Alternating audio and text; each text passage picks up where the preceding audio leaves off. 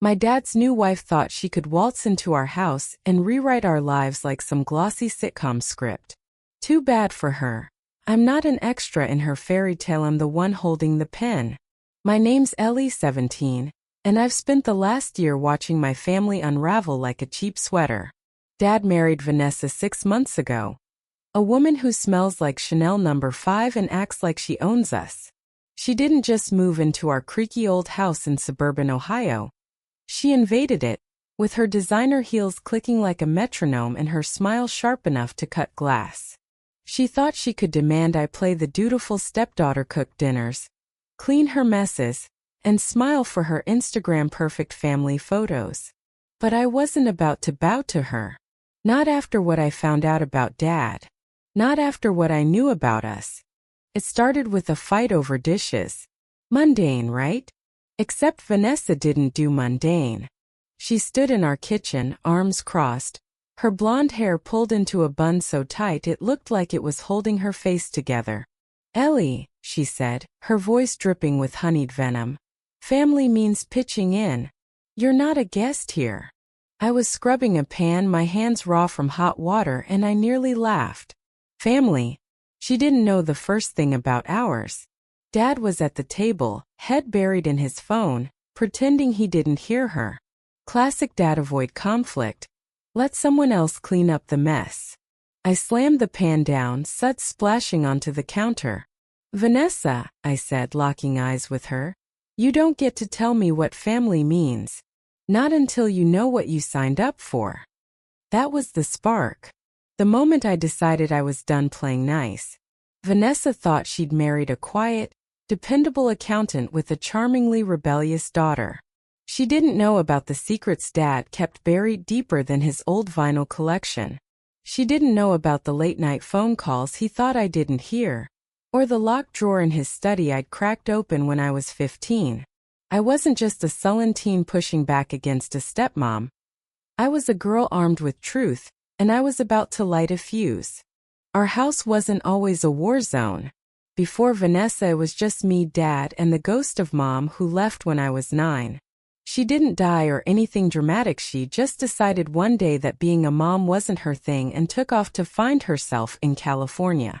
Dad raised me alone, and we were a team, even if he was more like a distracted coach than a star player. He'd burn pancakes but make me laugh telling stories about his college band days, when he dreamed of being the next Springsteen.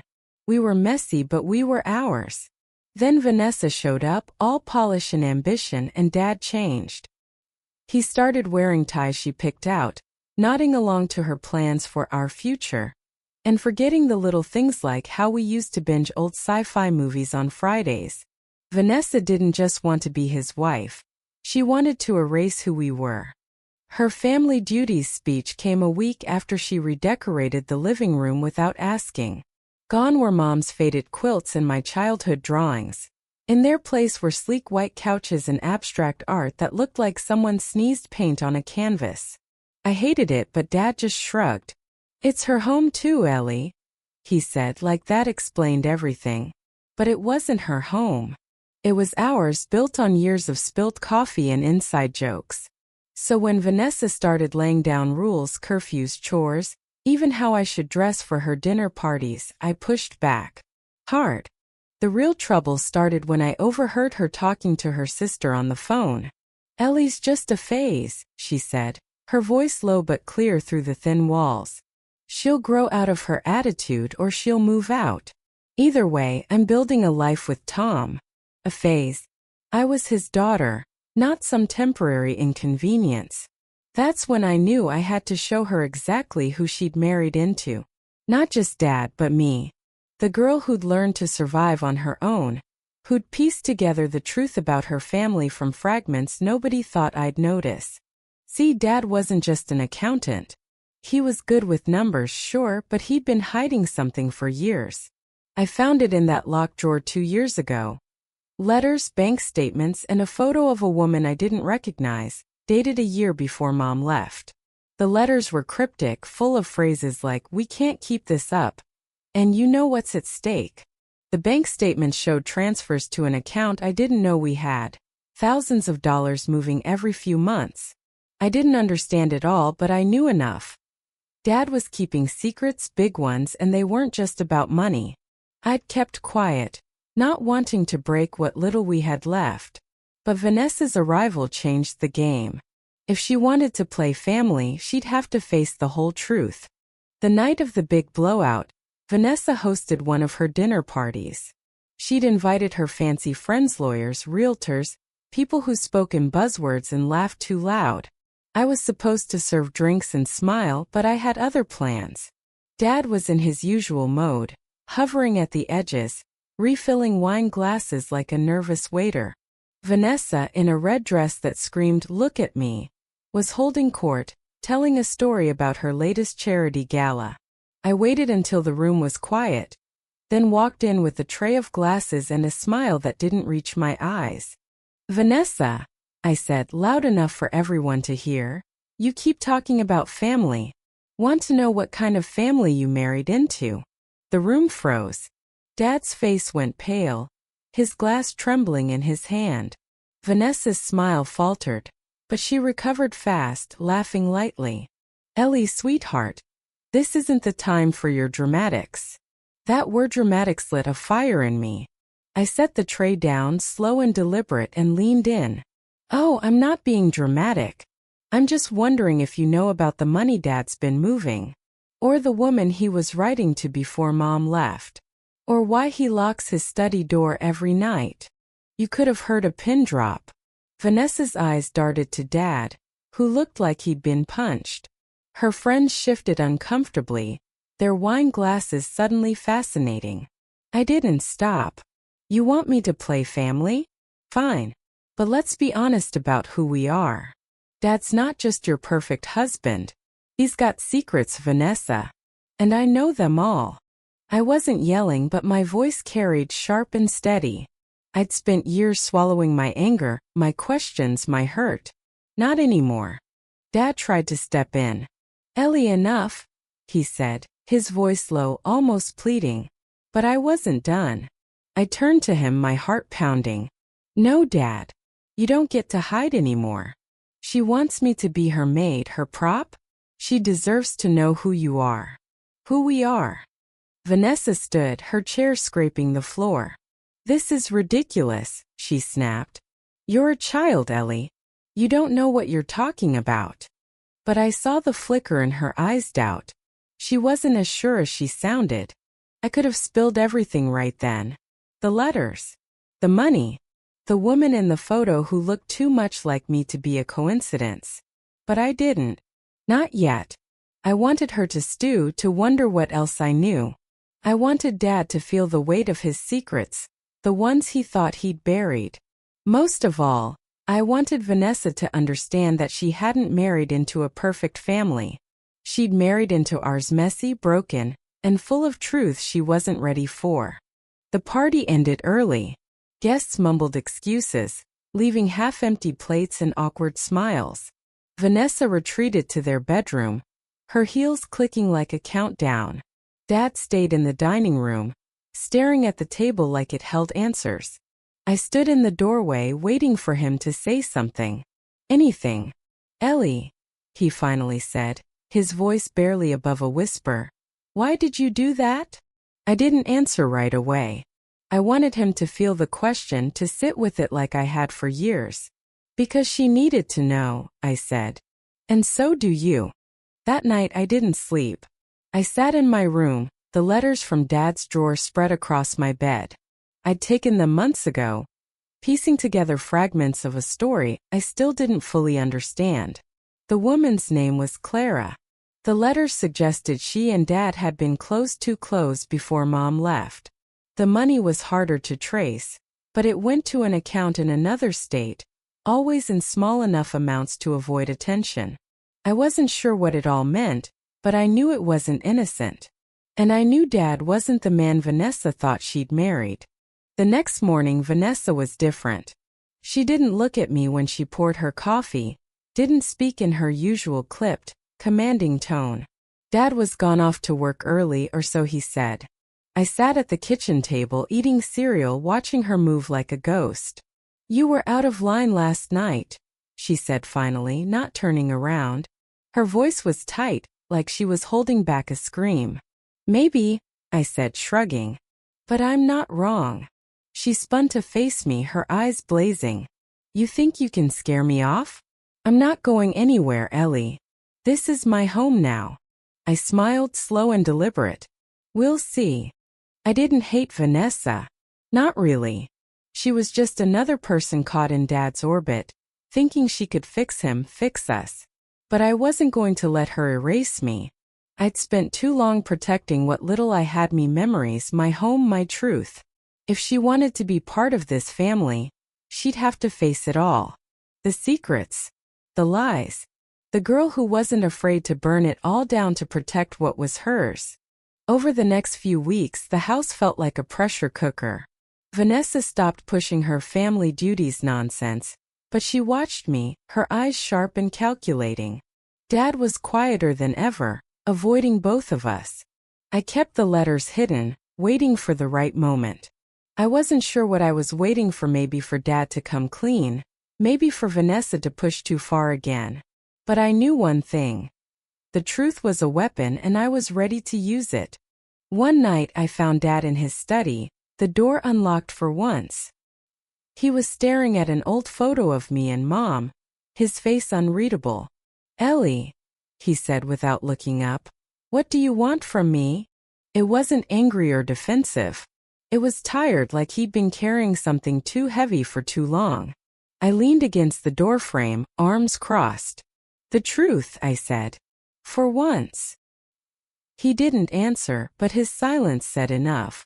I knew I was close to unraveling it all, Dad's past, Vanessa's future, and the family we'd never quite been. The days after my confrontation with Dad in his study were like walking on a tightrope. The air in our house was thick with unspoken words, each of us waiting for the other to make a move. Vanessa kept her distance, her usual sharpness dulled to a wary silence. Dad buried himself in work, leaving before dawn and returning after I'd gone to bed. I didn't push, not yet. I was still piecing together the puzzle from the letters, the bank statements, and that photo of Clara. I needed answers, but more than that, I needed Dad to face what he'd done. Vanessa wasn't my enemy. She was just a mirror reflecting the cracks in our family I'd ignored for too long. School was my escape, though not a great one. My friends noticed I was distracted, but I brushed them off. How do you explain that your dad might be hiding a secret life? That your stepmom thinks she can erase you? That you're holding a grenade of truth and don't know when to pull the pin? I spent lunch periods in the library, searching online for anything about Clara. The letters didn't give a last name, but I had a city, Portland, Oregon, from the bank statements. I found nothing concrete, just dead ends and a growing knot in my stomach. Whoever she was a ghost, and Dad had kept her that way. One evening I came home to find Vanessa alone in the kitchen, chopping vegetables with a precision that felt violent. The radio was on, some upbeat pop song clashing with the tension in the room. She didn't look up when I walked in, but her shoulders stiffened. Your father's working late again, she said, her voice flat. I grabbed an apple from the counter, debating whether to leave or stay. Something made me stay. He's good at avoiding things, I said, taking a bite. Her knife paused mid-chop. You think you know him better than I do, she said, still not looking at me.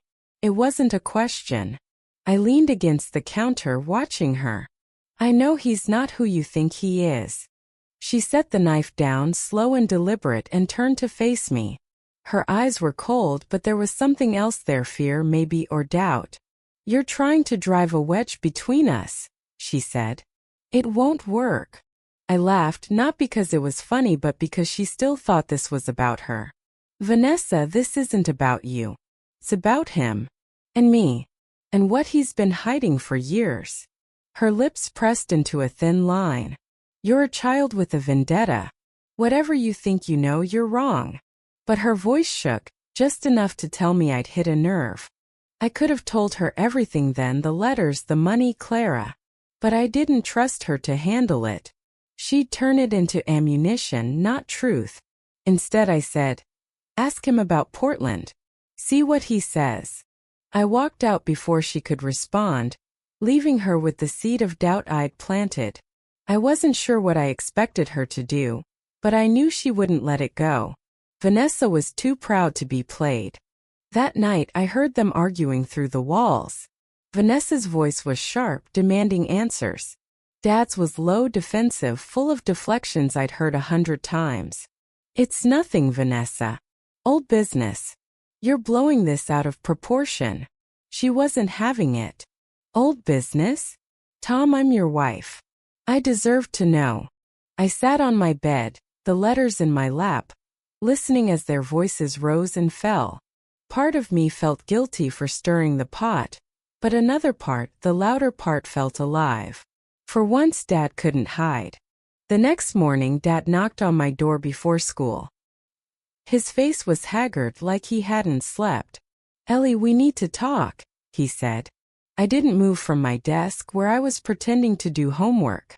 So talk, I said, my voice colder than I meant it to be. He sat on the edge of my bed, running a hand through his thinning hair. What you said at the dinner party, what you're doing to Vanessa, it's not fair. I snorted.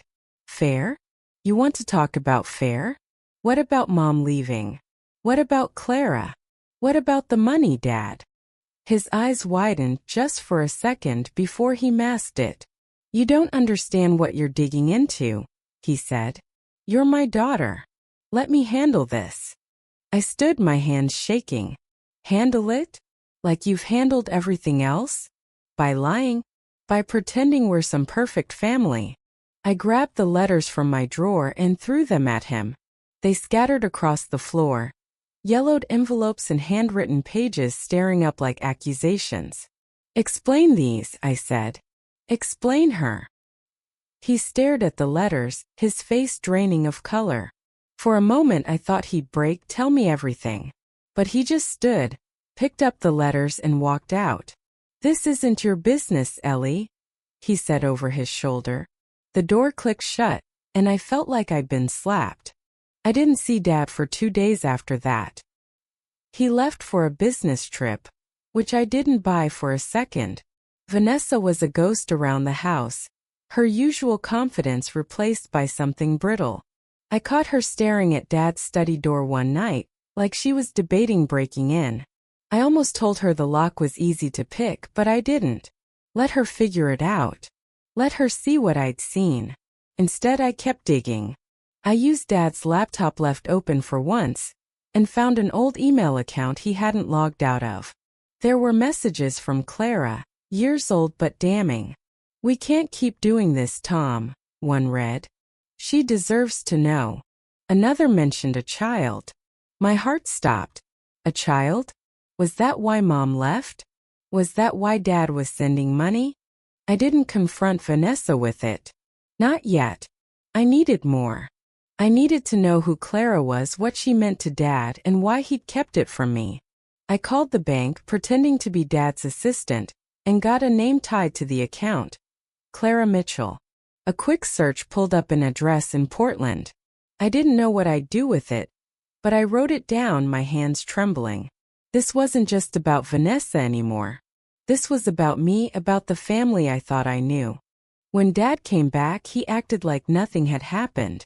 He made coffee, asked about school, even tried to joke about the weather. Vanessa wasn't playing along. She watched him like a hawk, her questions pointed but vague, like she was fishing. How was Portland? She asked one morning, her tone casual but her eyes sharp. Dad froze, his mug halfway to his mouth. What? He said, too quick. I stayed quiet, eating my toast, but my heart was racing. Vanessa smiled, tight and cold. Just curious, she said. You've been there before, right? Dad mumbled something about a client and left the room. Vanessa's eyes met mine, and for the first time I saw something like respect. She knew I'd given her the key. The breaking point came a week later. Vanessa cornered me in the living room, her arms crossed, her face a mix of anger and desperation. What do you know, Ellie? She demanded. No games. Tell me. I could have lied, could have kept her in the dark. But I was tired of carrying it alone. There's a woman named Clara Mitchell, I said. Dad's been sending her money for years. There might be a kid. I don't know everything, but I know he's not who you think. Her face crumpled just for a second before she steeled herself. Show me, she said. I hesitated, then led her to Dad's study. The letters were gone. He'd taken them, but I'd made copies. I handed them to her, watching as she read, her hands shaking. She didn't cry. She didn't scream. She just folded the letters and said, "Thank you." The next day she was gone. Not permanently taken a suitcase. Left a note saying she needed space. Dad was a wreck, pacing the house, calling her phone until it went to voicemail. He didn't ask me what I told her, but he knew. "You happy now?" he asked one night, his voice raw. I wasn't. I'd wanted truth, not destruction. But I couldn't take it back. I found Clara's address again and made a decision. I booked a bus ticket to Portland, using money I'd saved from my part-time job. I didn't tell Dad. I needed to see her to understand. The trip was long, 18 hours of staring out windows, my stomach churning with what-ifs. When I got to the address, it was a small house, nothing fancy. A woman answered the door. Clara. I knew it the second I saw her. She had my eyes, or maybe I had hers. "Ellie," she said, like she'd been expecting me. I nodded, my throat tight. "We need to talk," I said. Clara wasn't a mistress or a villain. She was just a woman who'd loved Dad once, who'd had a daughter with him, half-sister, Lily, who was 8 and shy and looked like me. Dad had been sending money to keep them afloat, to keep them quiet. Mom had left because she couldn't handle the betrayal. Clara didn't want to disrupt my life, she said. But she'd always hoped I'd find her. I stayed for a day, talking, crying, trying to make sense of it all. Lily gave me a drawing before I left, a picture of us together. Kept it. When I got home, Dad was waiting. Vanessa was back too, her eyes red but her chin high. They talked, fought, maybe even cried. Dad looked at me like he was seeing me for the first time. "I'm sorry," he said, and it wasn't enough, but it was a start. Vanessa didn't leave him, but she didn't demand family duties anymore. She started treating me like a person, not a prop. We weren't fixed, not even close, but we were honest. For the first time, that felt like enough. I don't know if I did the right thing, blowing up their marriage to find the truth. I don't know if justice means hurting people to get answers or if family means holding on to secrets to protect each other. I just know I couldn't stay silent. What do you think? Was I right to expose Dad's secrets, to force Vanessa to see the truth? Or did I break something that could have been saved? Share your thoughts, because I'm still figuring out what family really means.